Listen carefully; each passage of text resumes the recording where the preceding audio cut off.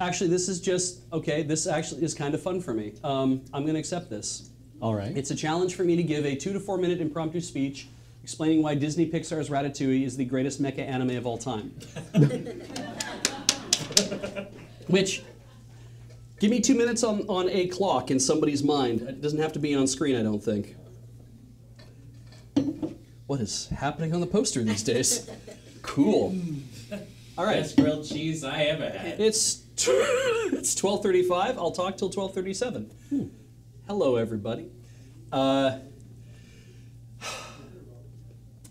Unexpectedly, Disney Pixar's, they were the ones that did it. Anyway, Ratatouille's the greatest mecha anime of all time.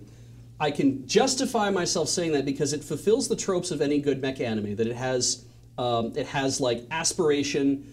Remy is trying to, fulfill this idea of becoming more than just a rat.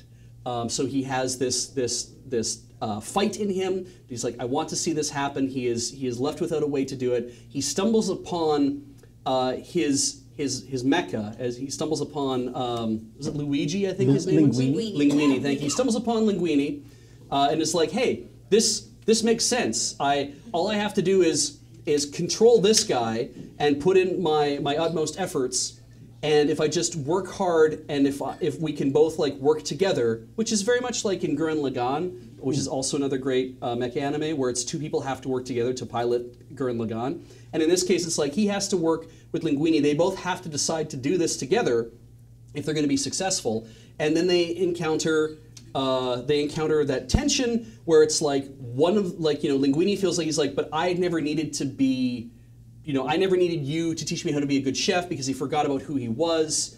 Remy had to and they couldn't communicate either, right? Like it was always like a one-way thing. The only way that Remy could communicate back would be through gestures, as two people who didn't speak the same language.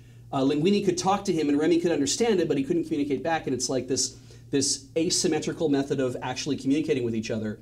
And that's what caused this tension, this breakup, because they couldn't actually understand that both of them needed the other in order to actually achieve their dreams.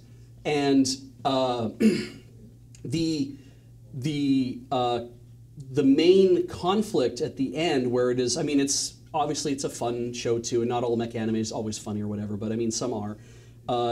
But for it to be this climactic moment of we are different, we are not what you expect us to be, but we are powerful and we are good at what we do and we can overcome our adversary. And we can do it in such a way that we can bring the adversary over to our way of thinking, as opposed to defeating him completely.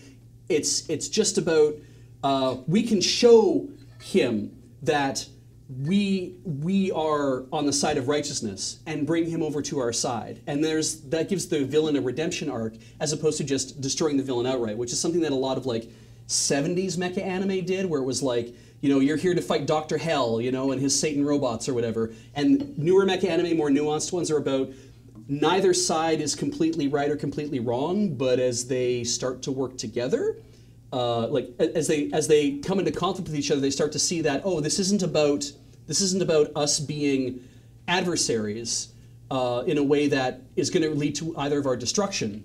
It's about us trying to understand each other better, and once that happens, it's there's a much more satisfying conclusion.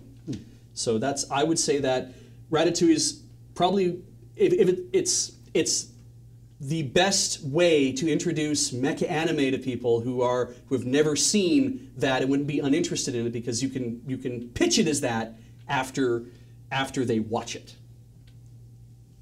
Fini. And much like Evangelion, Ratatouille is about how it's wrong to engage in criticism with media.